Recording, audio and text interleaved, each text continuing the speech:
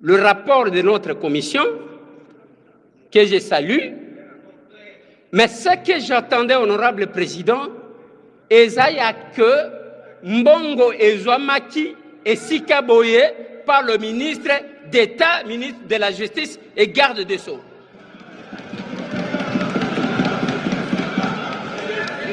Honorable président, honorable membre du bureau, estimés collègues,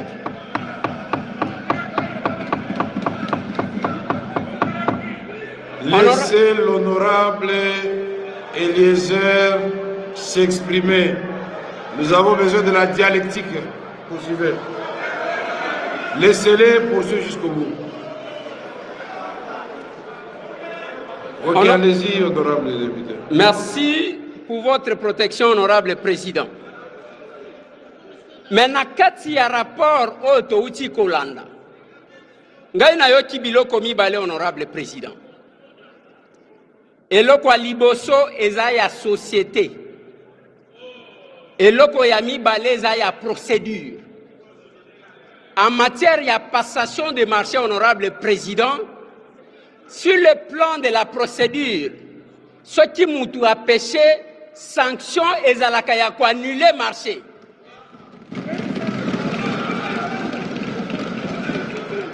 Honorable président, naïbité, bao bakoya kotangi sabiso droit lelo, ya kena cadre ya passation de marché, si la procédure est biaisée, il faut qu'on ait un moutouna pénal. Il a évité ce qui est outuable. Honorable président. Attendez, honorable Eliezer. Elle est honorable Eliezer. Honorable président. Attendez un instant. Nous n'allons pas ici, il faut faire attention. Nous n'allons pas ici prendre les attributions qui ne sont pas les nôtres. Ici, l'Assemblée nationale, on nous a demandé sur base de pièces, comme l'a si bien dit l'honorable Dorothée Madia, le procureur général nous a demandé l'autorisation pour qu'il instruise et que le ministre d'État puisse l'éclairer sur des actes qu'il avait ou aurait posés et qui étaient de nature à faire évader, partir l'argent de l'État, point barre. Bon, maintenant, entrer dans les droits, dans les juridismes, là nous quittons le sujet. Vous pouvez dire, moi je suis contre pour 1, 2, 3, 4. Et si on va dire d'ailleurs. Honorable président, na yoki epi nazana nzela wana ozoloba. Pour que tu autorises instruction, parce qu'instruction tu autorise, ezaya okende wapi, ezaya okende na pénal, je ne suis pas perdu.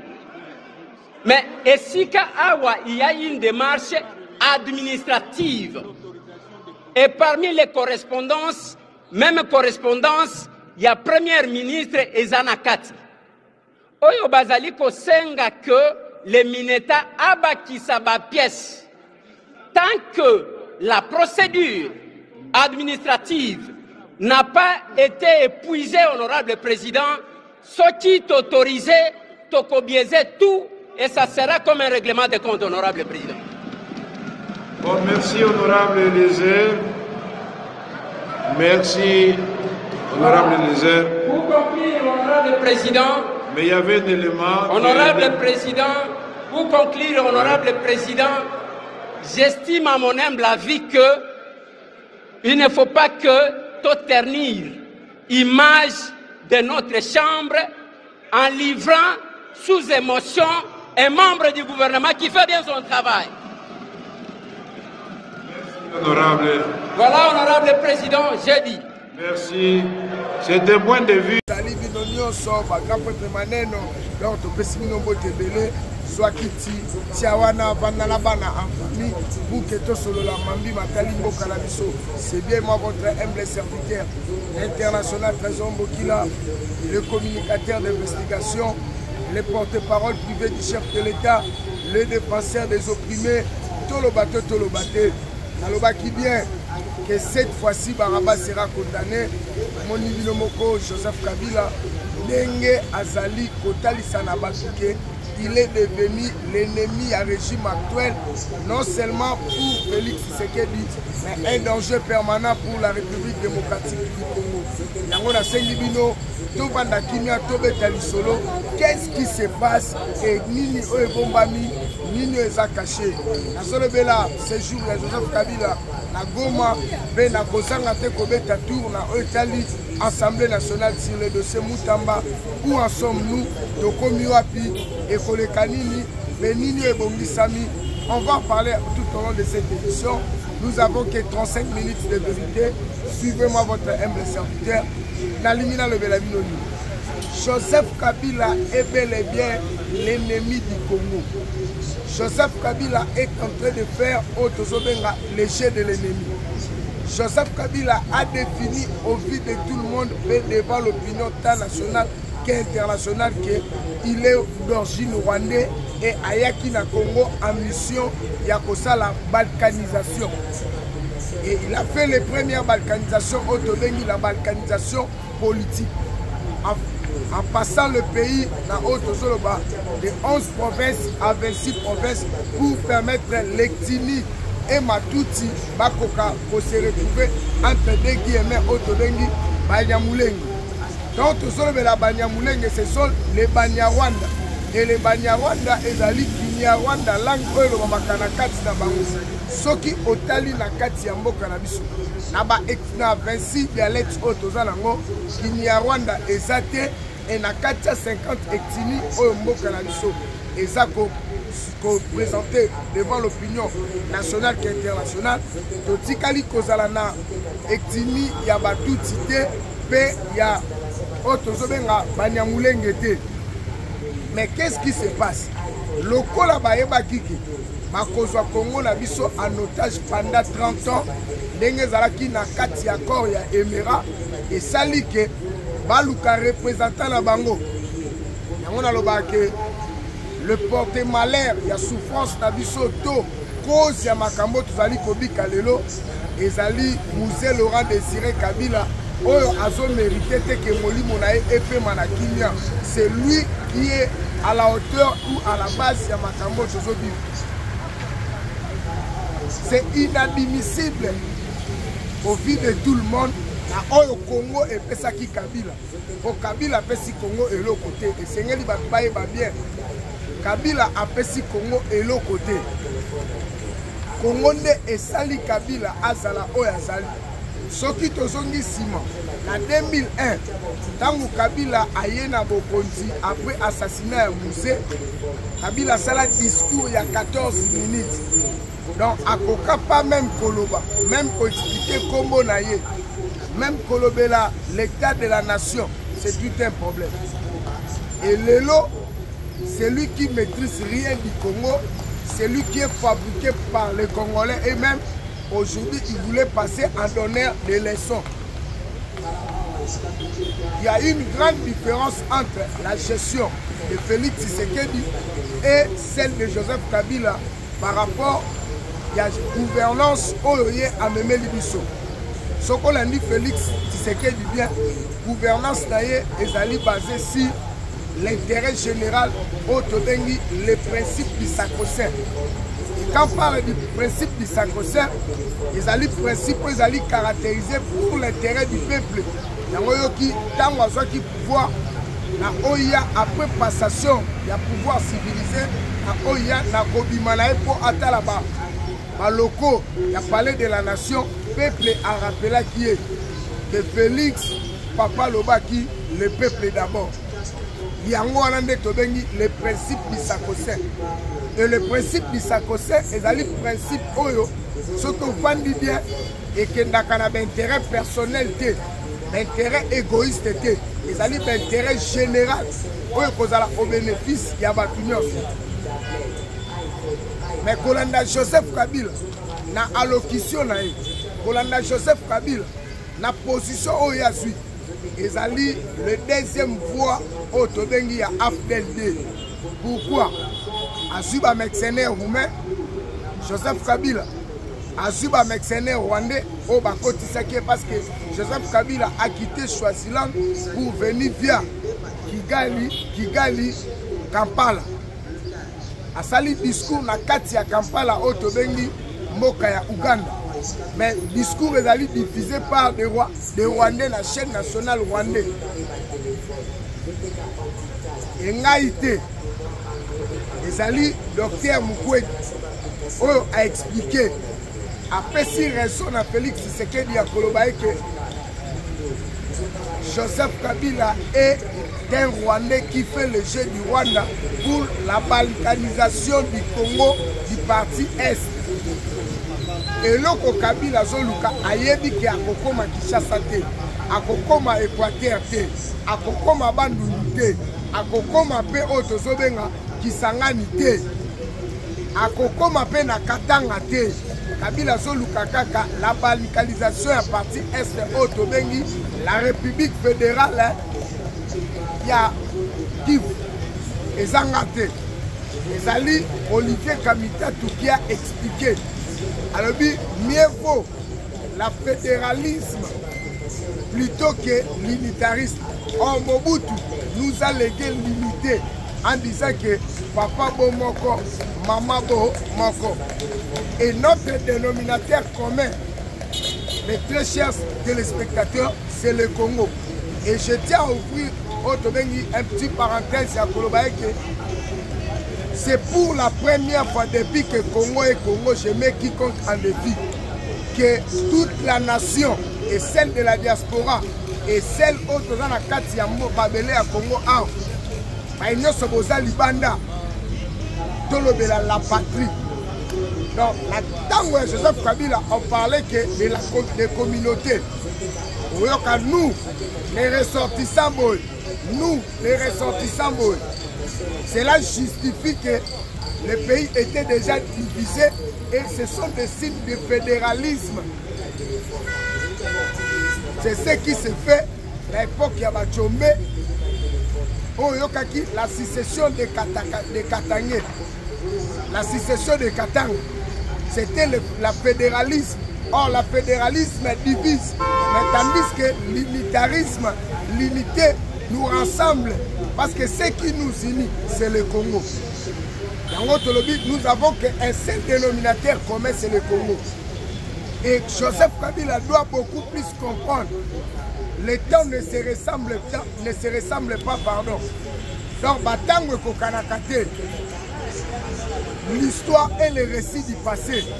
Nous savons ce que lui a fait et ce qu'il a laissé pour le Congo et ce que lui a gagné. Entre le Congo et Kabila, c'est Kabila qui a gagné plus que le Congo. Et Zangate Ezali, Arish, Tchaktani, Pentani, Mukolo, Ashishi, Mukolo, Service Air, Mukolo, cinquantenaire, Mukolo, Pitala, Mama et Mo Batongi, Awa, Mukolo, Robank, actionnaire dans Robank. Donc il est en tout à créer ma société ébélée. Même il y a Otali infrastructure. Comment Mboka Lokola Biso, nous avons des sociétés où ils allaient répéter. Au vu de tout le monde légué par nos pères de l'indépendance via nos colonisateurs. Il y a un office de route. Il y a aussi OVD, aux extra-bétons à l'époque. Et aujourd'hui, Kabila y a un Boma office de route, un Boma OVD, pour la ACGT par rapport à intérêt masqué, il y a programme autosobenga, il y a 6 communes. On le lot bango baliba comme va donner des leçons dans le dossier à 6 communes. Là, je tiens sincèrement à féliciter Nekochik Alengé Teken. C'est lui qui a sauvé le Congo sur la patrouille financière, la haute Zobenga, la gestion financière, le projet Sikomi. Il y avait des sommes entre les clubs d'amis. Le pays était dirigé à l'époque de Joseph Kabila comme un club d'amis. Aujourd'hui, l'Assemblée nationale est devenue un vrai temple de la démocratie dont la liberté d'expression est garantie à travers Félix Tshisekedi. Un soi-disant allié, ancien pépère-bien, aujourd'hui il dirige l'Assemblée nationale. Et à son diriger, il y a la présence des hommes forts et des députés du parti présidentiel qui s'inclinent par rapport à sa façon de diriger. C'est ça, un pays de droit. C'est ça, respecter le principe des droits. Et Félix Tshisekedi dans la caca, que na Bokondinaye, il n'y aura pas des intouchables. Na Bokondi à Félix, des hommes forts à Kozalate. Aujourd'hui, un ministre en fonction est interpellé par la justice. Aujourd'hui, un directeur de cabinet Azala arrêté, appréhendé par les services compétents pour être jugé et traduit à la prison. Pour te dire que l'analyse qu'on est en train de faire, c'est juste éclairer l'opinion nationale et internationale de ce que l'ennemi du Congo, M. Hippolyte Kazembere Kabila, alias Kabila, oye azolobe. La ligne partout va comprendre le Congo. Eza bisote, eza bango moko bakambi, baebazo kamba on va zapper dans 4 institutions. Tolandi Neko général Ephraim que je salue sa bravoure et son engagement étant le vrai soldat qui défend notre couleur nationale. Neko Ephraim a tracé vérité, il y a garde républicaine, au biso tozalaka na ignorance à chaque fois. À son règne, Joseph Kabila n'a jamais, je dis bien, n'a jamais formé de soldats. Mais il y a eu infiltration, il y a eu brassage et il y a eu mixage. Mais aujourd'hui, à travers son allocution de 45 minutes, Joseph Kabila s'est référé de l'armée qu'il n'a jamais formée, de l'armée que lui, il a infiltrée à travers le groupe Maïmaï, la CNDP, les mouvements rebelles, oh lelo, Moutouazalaki, général, oh bah petit Azalaki Djenne, Azalaki Djenne, na Kuluna, ya machette mais ya Munduki, na rébellion, lelo yé a commis, oh tozobenga, général, ya armée régulière. Et Tikala Kosala Maté depuis Congo Zala Congo. Et comment expliquer l'armée que toi tu as rejetée, l'armée que toi tu as infiltrée, aujourd'hui nous devons te la retourner. Pour la collecte, que Joseph Kabila, on a maîtrisé ma cambo au Salaté, plus loin encore, quand on a centre de recyclage. La Rumanga aussi, quand on a Zala qui prend la bouteille, la mercenaire, aux Zala qui accompagnent les mercenaires roumains. Mais nous avons des images. Les mercenaires roumains, Banana Willingoma et Bazali dirigés vers le centre Rumangabo. Aujourd'hui, vous êtes ensemble avec le même mercenaire Rwanda. Et on a vu que le temps est le meilleur allié de la vérité. Joseph Kabila ne confondait pas l'époque de Mobutu que vous avez venu avec votre sale jeu, il y a rébellion, il y a Afdel, que Borozo Nisango Lisusu, non et non, et si maté. Il y a un tobi Lambalia. Donc, et aussi maté, pas de question de rébellion au Congo. Nous avons le droit et l'obligation. Kabila de faire échec à un groupe des individus dont vous voulez prendre le Congo en otage. En vrai dire, le Congo n'appartient pas à un groupe des individus ou le Congo n'appartient pas à un monsieur Kabila. Donc, Toyebiote, Yozali Hippolyte, Kanambe, Kazemberembe, Mwana Marceline Moutouane. Donc, aux droit de récoloniser Bisso encore. Donc, Bino Soyboyaka na Mboka Oyo, Totika Kabino, mais c'était par ignorance. Tu es baraté que vous allez dans plein de balkanisation. On a 4 accords de l'Émirat et sur le bail que photo soit 300 km. Il y a ma belle à Congo, toi Nexango, la 4 Rwanda. Donc vous avez dirigé le pays ici à votre époque, M. Hippolyte Kanambe, comme si le Congo était le cristal de Rwanda. Or nous sommes le deuxième pays le plus grand de l'Afrique Mobimba. Et partant des grands pays à monde, dans la carte, dans Bino, Rwanda, et ça le rôle parti à district qui a Tchangu, Mobimba, je dis bien Tchangu Mobimba, né Rwanda. Donc, attends à vos motos, même dans Noto, et si Mathéo dirige ici. Raison pour laquelle Tozoloba, plus loin ne sera comme avant. Félicitations le général Ephraim pour avoir dénoncé, pour avoir dit des vérités. Aux Alaki dans l'armée Oyo, aux Saleli Bango Nibo Pito, logement est mal monté, armement est bien fait, considération est Salaki té, et les loyaux qui se référait dans l'armée loyale, armée responsable, armée républicaine. C'est grâce à Félix Tshisekedi, le moni ba centre de recyclage local à Bakibomang, Bakotakol, Bakitona, et Songeli Moussala Nango, et Basoda Basobima, et Basoda sont capables de défendre valablement la nation congolaise. Une armée qui est infiltrée, yo, au gagné guerre d'Engeni. Au gagné guerre mais yo, la qu'on pose. La 2013, il oppose parce que le plan Zali, il est difficile pour franchir 2016. Alors le coup qui a carte, il y a comme ma rébellion, il y a Abdel Bis dans le Congo, mais vous avez accepté de négocier avec CNDP, avec les Maïmaï, pour que Oya o mixé bango na katia armée na biso. Alors tant que solo babilo quoi. Je demande à M. Hippolyte Kanambe alias Kabila au faire comprendre biso. Et l'eau connue y a malamu au Congola qu'il faut retenir et pas na yo. À terre moukié, toi na moto. Un, la société nyonso au Mobutu atikaki à l'époque, il y a Belge. Au Mobutu qui peut façonner à Bakissi. Yo boma ya. Au botola ba licence na yo. Au créer ba biloko oyo et Randayo l'homme le plus fort du monde. Aujourd'hui, M. Kabila voulait passer en donneur de leçons. Non, M. Kabila ne confondait pas l'époque. On se confondre l'époque, il y a Abdel, dans l'époque Otoza. Nous sommes au XXIe siècle, donc il y a la vitesse de 5G, vitesse il y a 5G Internet, donc le tout est contrôlé. A regretter, notre zone va bien voler misanga mais vous supporter là. Batu bazo déranger mboka na biso et ça trois classes na likutan. Soi-disant société civile, soi-disant ma religieux, na ma politicien.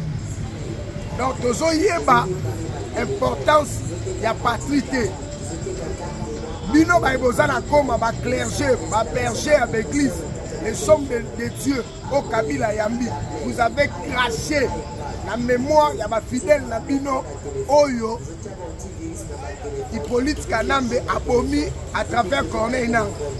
Mais à Yesu Aligny a continué comme Matuakom.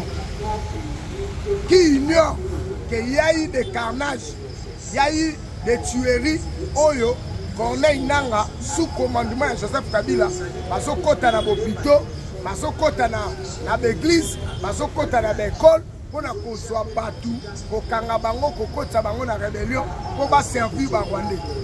Et lelo, même si Kanzambe alo la Nikolo, le Dieu créateur, place à Zali, à d'accord na ma confession religieuse Yambo Kanabisote. À l'exception, dans le Bible, il y a animé le patriotisme. Ozo bengama moto na Nzambe, mozo soutenir mutu azako boma bato. Ozo bengama défenseur ya peuple membre ya société civile, mais aucun ko collaborer na Kabila. Donc Kabila bandi lokola ngande na bandi boye, azo pesa bino ba orientation à sa qualité, ton na qualité nini parce que Kabila est devenu un simple monsieur. Ce qui bongo nezo sala e mukusa, il faut attirer yango na makamususu. Mais babino basal soi-disant basal ensemble ya Goma. Donc je comprends quelque part que souffrance ya peuple ya Goma to ya Bukavu eza na maboko ya ba clergé ya l'église eza na Goma na Bukavu et la société civile y compris d'autres leaders d'opinion au besoin na bango. Vous connaissez quelque chose qui se passe à chaque fois. Voilà pourquoi personnellement je tiens sincèrement à condamner cet acte. Il y a trahison.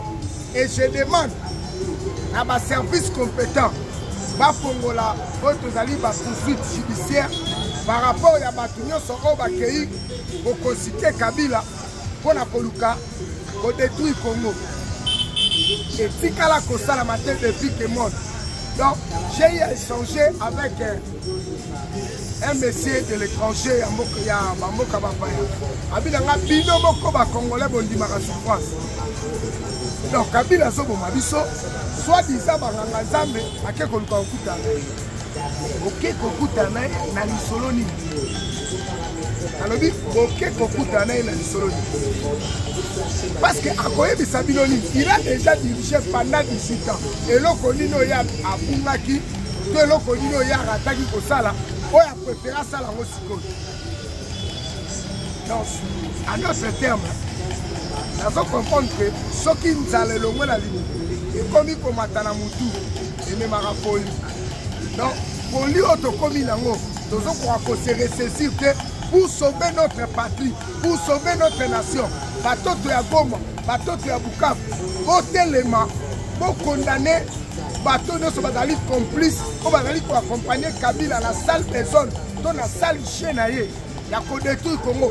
Nous avons qu'un seul héritage légué par nos pères de l'indépendance, c'est le Congo. Aujourd'hui, ce que Congo est santé, Ozala, botala ndenge botambolaka na bakoli na mitu basaki bilamba bana na maboko bamusi na mikongo mpona koluka esika ya kokima to esika ya kolala to esika ya kozwa kimia. Mais ce sont Kabila, ce sont ces gens-là oyo bazokende vers Kabila, ce sont Kabila nde azali koluka bino, c'est Kabila plutôt bolimbisa. C'est M. Kabila qui est à l'auteur de tout ce qui se passe à l'Est. Il est en train de chercher l'intérêt des Rwandais. Aujourd'hui, voyons comment les Rwandais sont en train de manipuler le peuple de Goma. Sont en train de manipuler les Mutoto à Goma. Non, trop c'est trop. Jusqu'à quand la fin de cette mélodie? Si dans un pays, un peuple n'arrive pas à défendre ses droits et ses intérêts, le peuple a commis l'esclavage. Dans mon yango, dans ma clergé, mais dans ma soi-disant membre de la société civile, il se permet de payer le luxe. Il y a sa photo na Kabila. Kabila Zam dans sa photo na été. Kabila Zam dans sa photo na été. Il est l'ennemi du Congo. Paul Kagame connaissant que Reine Naé comme Inasuka pour protéger un peu, pour chercher la clémence de la communauté internationale, il a pris Kabila et le plaça devant le mouvement rebelle, il y a M23 bar AFC. Pourquoi? Ayebi bien que les Américains ne soutiennent pas les groupes des individus, les Américains ne soutiennent pas Otozobenga bar rebelle. Je dis coup de chapeau à Fatou Beton avec son bravoure et son intelligence élevée. Ayebaïke, on a permettre aux États-Unis à respecter l'accord Nabiso. Kabila, Félix Tshisekedi a fait que voter une loi, la 4e Assemblée nationale, sur l'antiterrorisme contre le Congo. Voilà caméra à la distrait. Et Lelo, Kagame est rattrapé par son propre piège. Dans la communauté internationale, à l'occurrence, il y a les États-Unis d'Amérique, donc qui jamais qu'on négocie dans M23 pour loin reconnaître et le gouvernement américain, à travers charte, il y a le gouvernement américain vis-à-vis du Sénat américain, qui jamais collaborer dans les terroristes. Joseph Kabila a des difficultés. Maintenant, il est en train d'utiliser de tous son moyen. À Tchembongo, nous sommes bomba na bakarte. Il y a Otosobenga, ma résidence naie, to ma ferme naie. On a koluka kobimisa à sauver l'image naie. Et le but de Kabila Zani, c'est d'aller dans le système. Il y a 1+4. Et à ce moment-là, le col a yé. Andimara babemba bazalaka na ba rébellion. Félix a condamné. Non, les M23 est déjà fragilisé. Les M23 sont déjà au bout de leur souffle. Donc, c'est Joseph Kabila maintenant qui cherche à les sauver. Et moi, je sais que Joseph Kabila nenga soluka ko sauver bango. Yemonda osala sacrifié. Pourquoi? Joseph Kabila est dans les traces de sa ville. Nous connaissons l'histoire de sa ville. Pourquoi? Ils ont peur. Il y a un accord du siècle qui sera bientôt signé à Awa, la Katia, mois de juin, au Tozokota dans quelques jours. Et cet accord ramènera le Congo dans le chiquet au Kabila Tikala Korevango Tata Mukolomo. Et ce qui dérange Kagame, le Congo a remplacé le Rwanda, pendant 30 ans. Et bientôt, je vous informe que vous verrez des grands clubs européens. À la marque RDC Congo pour la que visite RDC. Ce sont des idées qui sont congolais, copiées et collées par le Rwandais, ne pas que dévancé. Il y a un dernier réglage entre gouvernement Trump à travers le secrétariat d'État américain en charge des questions africaines, va parler balobi, l'accord qui va être signé, ça sera respecté dans son entièreté et il y aura des investissements dans l'entreprise minière américaine et des multimilliardaires américains investis dans le domaine minier bakoya kocha pour implanter la société dans le Congo. Donc, à 95%, ce sera la main-d'œuvre congolaise. Pourquoi? Kabila comprenant toutes ces choses, voulait changer maintenant le narratif Yabitumba. Koluka Kokomisa Bitumba la biso d'une manière congolaise. Kagame connaissant toutes ces choses, à travers le principe de l'accord, à travers l'accord du principe, attaquer Bisoto. Et pour attaquer Bisoto à mon côté, parce que dans le principe de l'accord, il y a ce qu'on appelle le respect de l'intégrité territoriale et de la souveraineté. Donc, par aussi, va signer qui les 2 mai, va signer. Et les 15 mai, le 15 mai, c'était l'examen. Et le 21 mai, 3e phase, c'était la finalisation du projet de paix entre la RDC et la République du Rwanda. Maintenant, Kagame connaissant toutes ces choses, que le 15 juin, et vous allez remettre Félix trophée de paix, trophée d'honneur, au Tozobenga, la fin de toute hostilité au Rwanda Zali Koluka, Namboka Nabiso. Et pour changer un peu le sens Yabitumba Rwanda, Dominique Joseph Kabila s'est accaparé parce qu'Azalina a double casquette. Azalina nationalité congolaise, où ils ont requis par l'article 10 de la Constitution de Bisso que et ata ozana origine mususu. Mais si vous avez le Congo, vous avez la possibilité de collaborer avec les Congolais. Na auto sali kolobela makambotali la congolité bango. Je m'excuse. Babandi koluka ko changer façon ko bundisa biso. Yango moni Kabila voulait s'accaparer que comme si c'est les Congolais eux-mêmes qui sont en train de se battre. Yango moni avant Akita Gom, Kabila a fait ça qui bongo na ba opposant na biso. Martin Fayulu, Jean-Marc Kaboul, Denis Sanga, Moïse Katumbi, Jean-Pierre Mvouemba, na Otozobenga Franck Diongo, Claudel Lubaya, les mêmes consultations Oya Salaki na Windows, na Namibie, Yangwa Lingi a répondre dans la Goma pour batalisa la soi-disant communauté internationale. Ce n'est pas les Rwandais, mais ce sont eux-mêmes les Congolais qui se battent.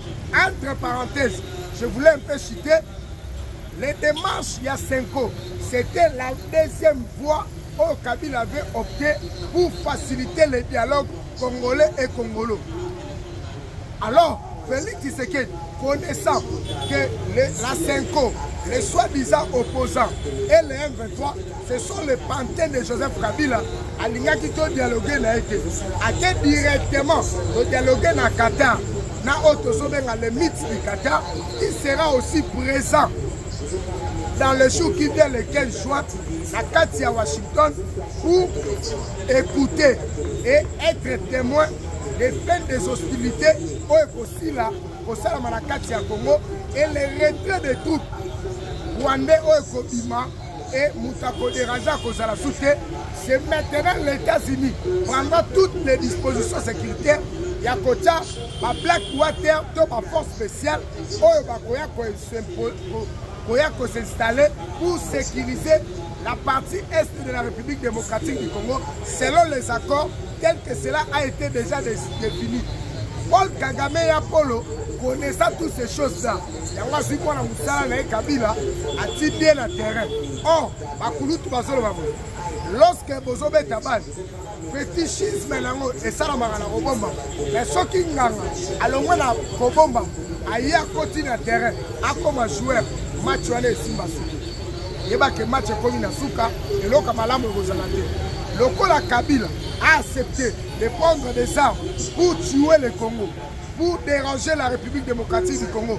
C'est lui-même Kabila prendra la place de Kagame, il sera bientôt arrêté. Je me souviens, la prophétie à Kondo Etienne Tshisekedi wa Mulumba, alors qui laissez-les jouer. À un moment donné, Bakozala limité et Bakozala bloqué quelque part, au Bakosa le côté pour le Congo.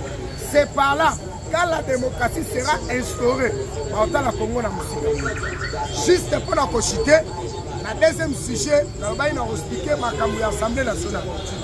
Oui, nous avons vu comment les députés ont voté à l'unanimité les poursuites judiciaires contre les militaires de la justice, mais c'est Moutamba, c'est bien bon. Alors, et là, comme on a une cause, Bobanda Kalikambu Malamu, et comme à peine à Souka, Toye Banane à sa faute. Parce que Kolandi Sama, Namakamo Nengezoken, Namuken Nengezotalango, moi, règlement des comptes, c'est ça la carte. Mais Bisso, nous allons dans le principe du chef de l'État, il y a que pour traumatiser, pour influencer la justice. Justice, c'est ça la moussala. Et là qu'on a CPL, ils allaient aussi poursuite judiciaire. Il y a Nicolas Kazadi, Kazadi wa la Fader, Kazadi wa forage, Kazadi wa forage Oyo. Maninga na peu ma député, Mandini va pour la poursuite judiciaire pour naï. C'est ça la beauté de la démocratie. C'est ça ce qui manquait à Joseph Kabila. À l'époque de Joseph Kabila, l'Assemblée nationale était un club d'amis où on avait protéger ses intérêts et les intérêts des étrangers. Mais aujourd'hui, la 4e Assemblée nationale, tout le monde ministre en fonction, a poursuivi, tout le monde député en exercice, a poursuivi, il y a un autre 5 à la bino. Botali Sabiso, vérité Zawapi, et Sikanini, mais au Sengeli Bossal, intérêt à peuple congolais, Nabambongo Boza Kotang, Namakambo Ezali Kosalam, il faut Ezala changer et modifier. Je me pose cette question. Est-ce que Bino Moko Pene tant que des humains et tant que des bandous, Naba monta Obo Toyo Kakabiso na Bino, Obino Bozoaka. Donc, nous avons dit que Mboka Oyo, il y a un chef de l'État. Pour qui me côté dans Mboka Oyo, il y a deux choses. Renouvellement de la classe politique, na changement de la constitution. Si tu changes la classe politique, tu aussi un patriote et tu tiens un principe où tu es Mboka qui est dans le pays, tolérance zéro. Ma bêtise est kozala te. Mukolo musuka mutakozala coupable. Pour ordonner, n'engé kozala derrière un moratoire, il y a peine de mort. Au même pendant la stade de martyr, au bengisi star moko munene, abeta musique et puis la cima, tobomio. Moi je pense que impunité aussi là. Impunité ça la tête à pour la babiso ma petite classe. Pour bango moko, la so tout na bien. Même pas dans la bino, bayoka après ma monta au boiba. Dans le Bible, même pas dans la bino. Il n'y a pas si la bino. Quand on dit à la bande, ma fongolité fait bayoki, dossier Moutamba, dossier lampadaire, dossier forage, dossier Kabila. Est-ce que pas dans la bino wana? Pas tout dans la bino. Bon, du fait que pas dans la mille qui n'a mon encore, pas au rouler en carrosse, moi pas tous les athées. Biso tozali va exposer de la République, biso tondima au coup fait la moka, ça nous fait très mal. Où est le combat de Lumumba? Où est le combat de Tien Tshisekedi? Où est le combat du prophète majeur Otozobenga Poulouzi Pumukimangu Yabandombe? Ça c'est quel niveau d'injustice? Sambali Misabini. Plus rien ne sera comme avant. La fin de toutes choses est déjà arrivée. Joseph Kabila, la fin de votre règne est déjà pressentie. Bientôt au Tikabiso. Bientôt rejoindre Moussel Laurent Désiré Kabila. Bientôt rejoindre Pépé Kali. Bientôt rejoindre Papa Wemba. Rejoindre Marie Missam. Rejoindre Alain Molodi. Rejoindre Baïgnon Soyo Boma Thérèse Kapangala, les militants de l'IDPS, Oyo Karsina. Rejoindre bientôt dans peu de temps. C'était pour moi votre humble serviteur, l'international Trésor Mokila, le communicateur d'investigation. Alors bien, Bolandangaï, dans ma page sur Facebook, WhatsApp, Facebook, Twitter, TikTok, l'information reste permanente. Bolandangaï a plus 243, 82, 24 46 445. Plus 243 82 24 46 445. C'est mon numéro en permanent. Votre de la suggestion, votre de la remarque, surtout ma fuite de l'information. Biso tozo musala ya koloba. Soki ezali to koloba po mutakobangisa biso azate. Tozo sale la testament. Prenez-vous en charge. Nous sommes la jeunesse consciente. Otoye poto sauver mboka na biso. Yasika ezate. Wana lo bosa biso. Tozala na opposition to kupate. Et le lot toza na pouvoir. Tozo bunda pour que to conserver pouvoir. Mais to changer Congo. Nenge Kondo Etienne Tshisekedi alobaki. Quand l'IDPS sera au pouvoir, il y aura la bonne gouvernance et l'instauration d'un état de droit. Ensuite, c'est au prochain numéro.